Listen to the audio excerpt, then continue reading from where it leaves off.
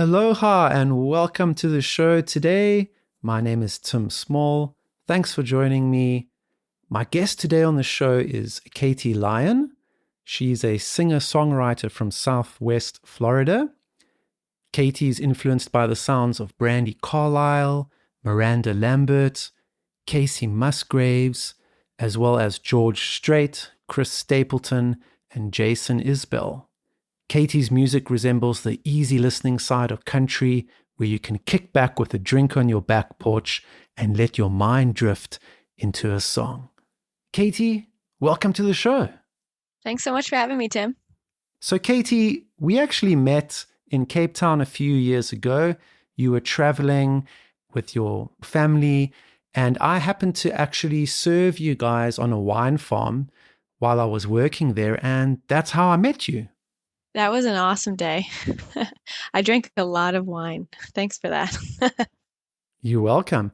And I thought to myself, hey, I should hook you up with a gig in Cape Town while you're here, seeing as you were just on holiday.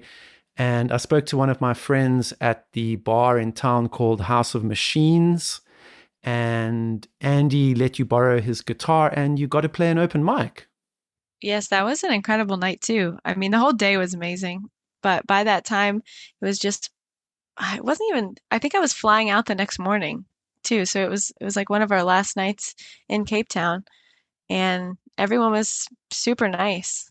I'm sure it was very weird to have an American at an open mic night like that.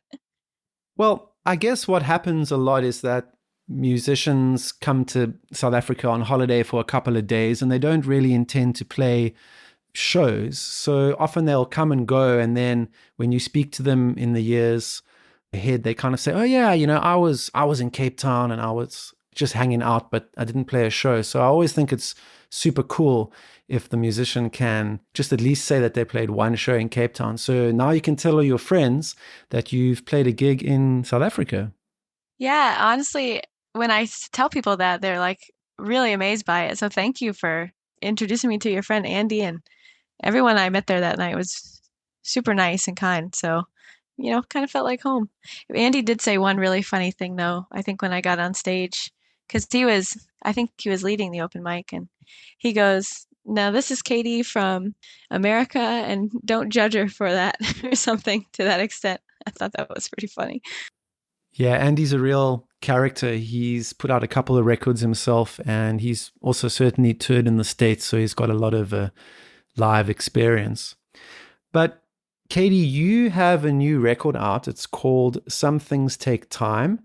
Can you tell us more about your latest record? I'd love to. I'm really excited about it. I released it in the middle of last month, and I'm seeing some pretty good results from it. It seems to resonate with people. I typically record in Nashville, Tennessee, but I kind of took a step back on this one and went back to my hometown. And I recorded this in Cape Coral, Florida, with a good friend of mine at his home studio, Juniper Recordings. And honestly, it was such a fun experience because it was so relaxed.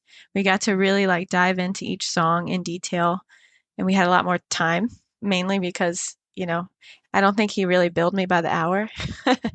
So it was a really great creative experience.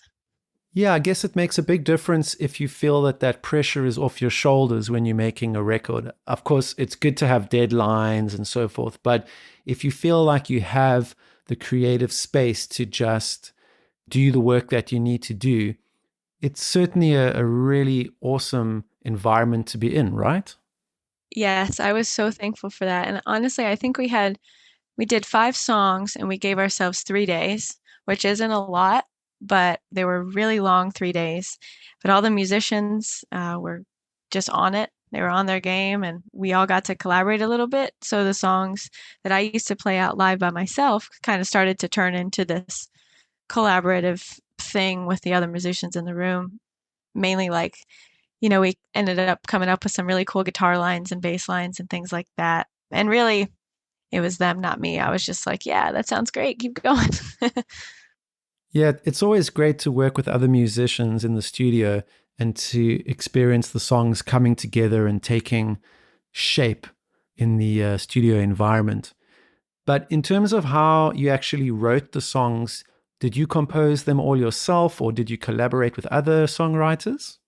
So I'm on this, I guess, journey with collaborative songwriting, but I'm at the very beginning of it. So all of these songs are written by me and me only. Honestly, I take a lot of pride in that, and I take a lot of pride in my songwriting abilities, I suppose.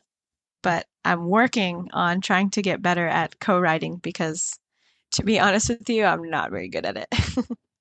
Yeah, I guess getting used to the idea of co writing takes a bit of time, especially if you're used to writing on your own. It can feel a little bit unsettling to have to open up and, I suppose, share your vulnerabilities with another songwriter. But I guess over time, you get better at that, right? It's a muscle you have to kind of work at. And I've heard a lot of stories of how songwriters have actually managed to develop that skill and to improve as songwriters because ultimately, when they collaborate with others, it's like iron sharpening iron, right? Exactly. Yeah, I'm working on it. It's like one of those things that I know I need to do. But to be honest with you, like I have been traveling so much and haven't really stayed in one place for very long in the last few years. So, in order to book those co-writes and things like that, it's been difficult and not something I've super prioritized. So, moving into the next chapter of music for me, I think will involve me writing a lot of music with my friends, which I'm excited about. Well, being based in Tennessee, you certainly have access to a lot of really good songwriters and a great music culture. I'm sure you spent a lot of time in Nashville. And I understand that you've actually recently moved to an area called Chattanooga in Tennessee, which I'm not familiar with, but maybe you can tell me a little bit more about what it's like to be living there and what the music scene is like in Chattanooga. I would love to. It's Nashville is growing. It's growing so fast. It's become this big beast of a city. And to be honest, I mean, I love Nashville and I loved my time there, but just about 2 hours east is Chattanooga. So it's more mountainous. It's more based on in nature, and you can get outside and go explore nature's wonders a little bit easier than you can if you lived in the city of Nashville. But Chattanooga is smaller, and the music scene there is something I'm still trying to tap into, but to me it seems like there's a ton of opportunities to play at small local businesses and things like that. And they take a lot of pride on the local music community, and even they have a lot of or maybe not a lot, but they have programs for people even to go out and busk on the street and make money doing it that way. That was, of course, before COVID-19 pandemic, but still some pretty cool options. Cool. Yeah, I've certainly chatted to a couple of musicians who don't live in the center of Nashville itself, but who live an hour or two away from Nashville. So it's certainly, a great thing to be based in Tennessee, and at least you can get to Nashville when you need to be there. And yeah, 2 hour drive in America. That's that's not too bad. I remember once being in. Let me see if I can remember this correctly. Oh, I think I was in the city of. Oh my gosh, I think it was Ohio. I think I was in the city of Columbus, Ohio, and I needed to get to Nashville, Tennessee to watch a gig of a band on the same day. And it was a 7 hour drive. But actually, just because of, how things are set up in the States, the roads are really good.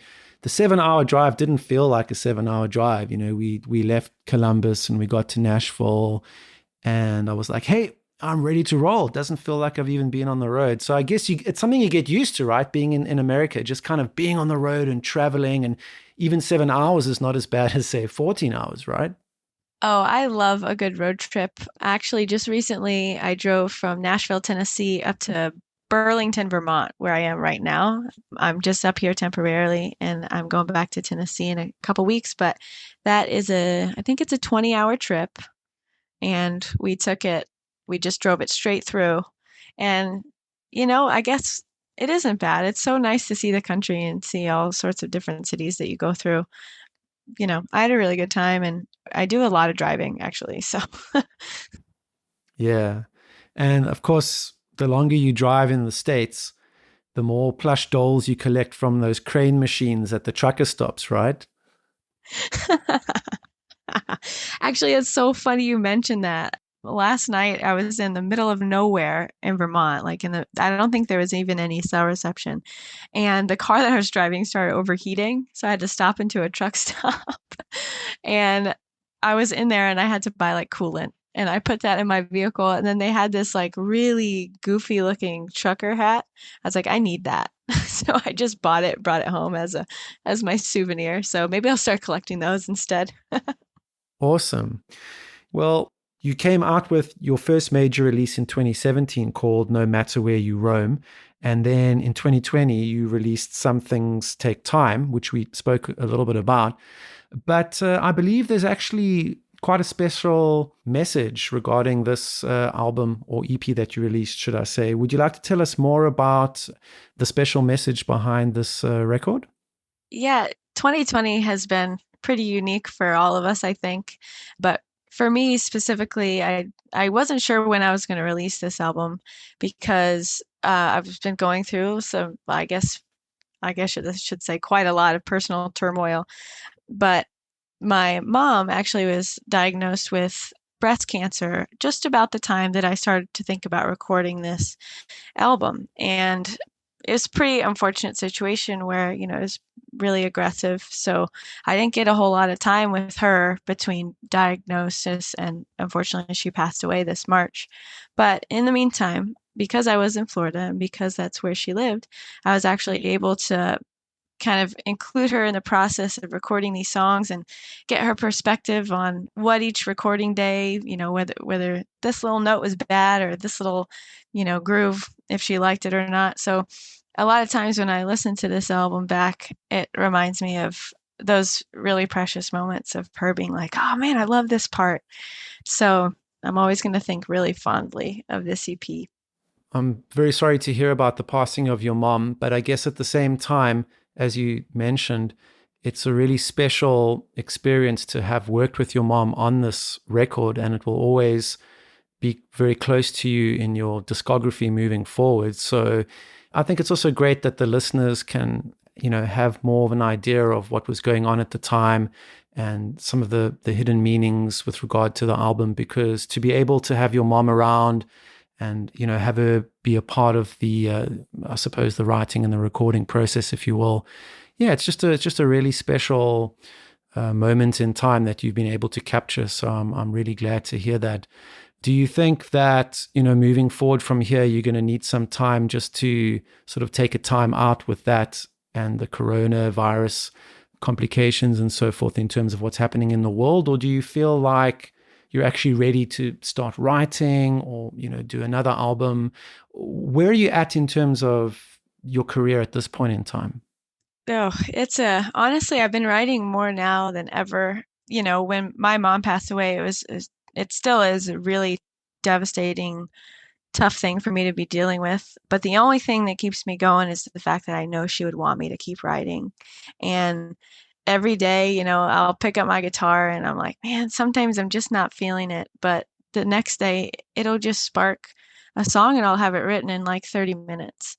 And I really do think sometimes I'm like, well, someone's given me a little creative tip from somewhere. And I credit that to my mom on most days. But during the coronavirus, I was actually able to be a part of something called the Songwriter Quarantine. And it was a songwriter collective actually out of Southwest Florida where a bunch of musicians would get together and they would write a new song every week, and there would be a deadline every Sunday night.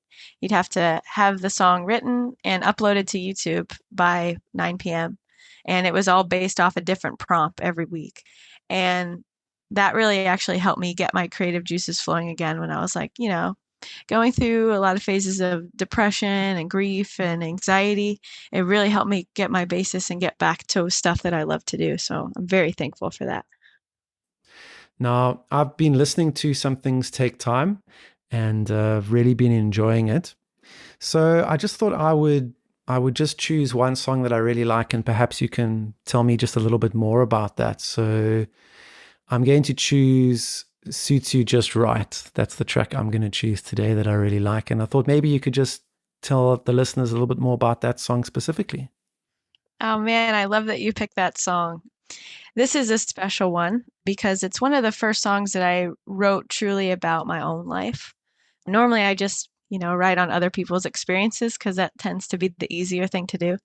But this one is about me, and it gets right down to it. I mean, the first lyric of it is I didn't grow up with no daddy, but that's not a tear I cry.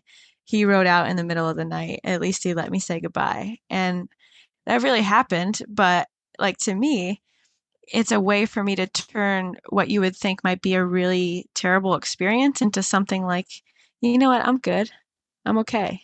Like we're okay here. And I actually played the song that night in South Africa.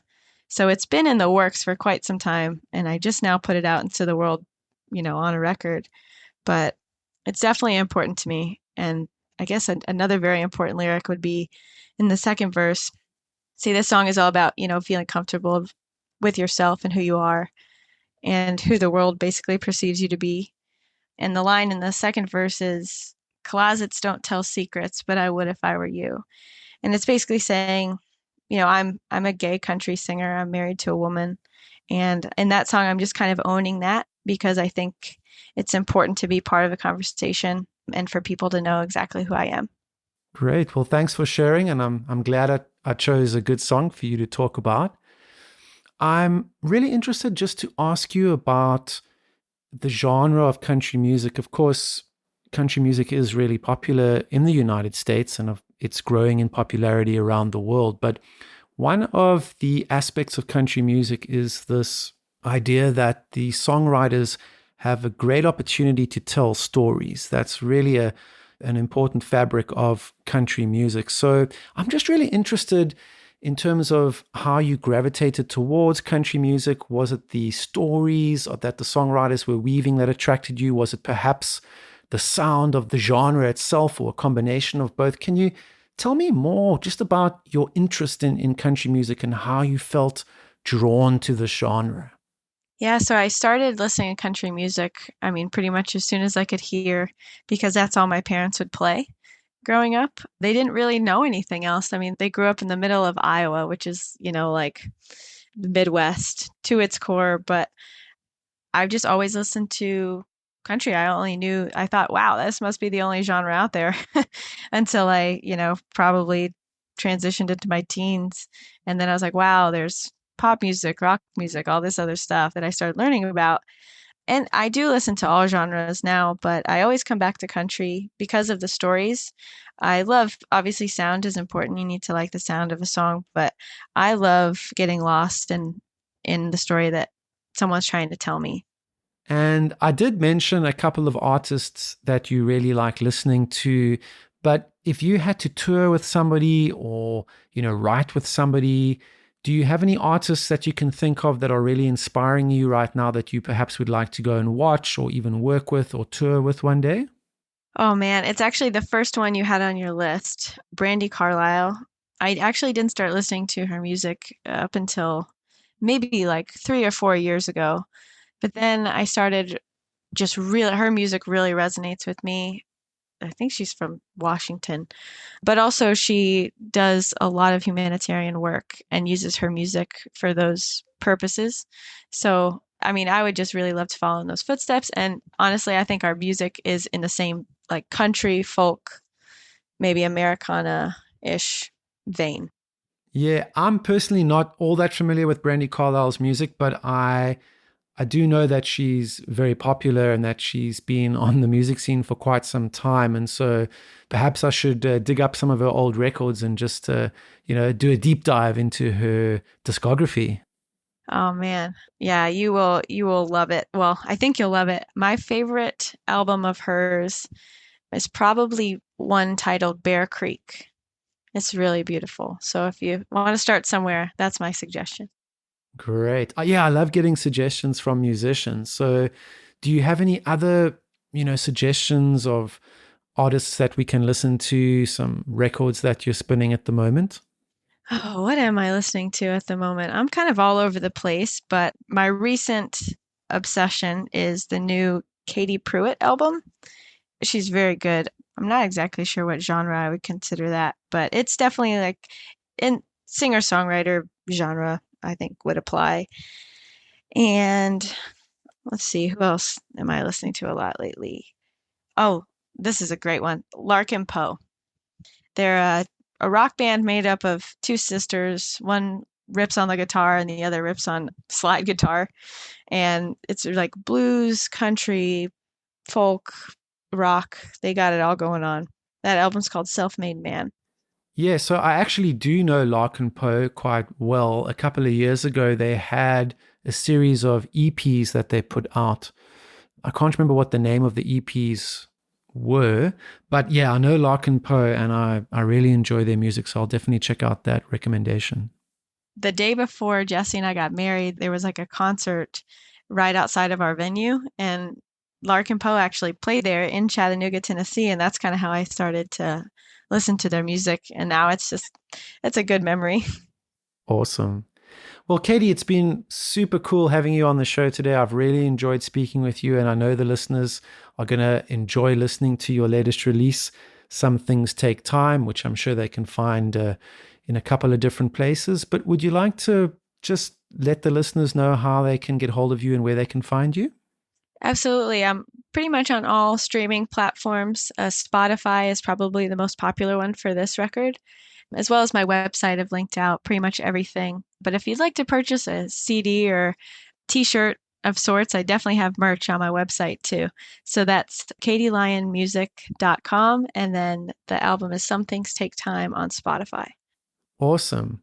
Well, thanks again for joining me on the show today, Katie. It's been really, really cool. Enjoy the rest of your day there in Vermont and all the best with the year ahead. I wish you all the best with songwriting and recording and touring in the future until we meet again. Yeah, it was so good to catch up with you, Tim, and stay safe over there in Cape Town. And I can't wait to chat again.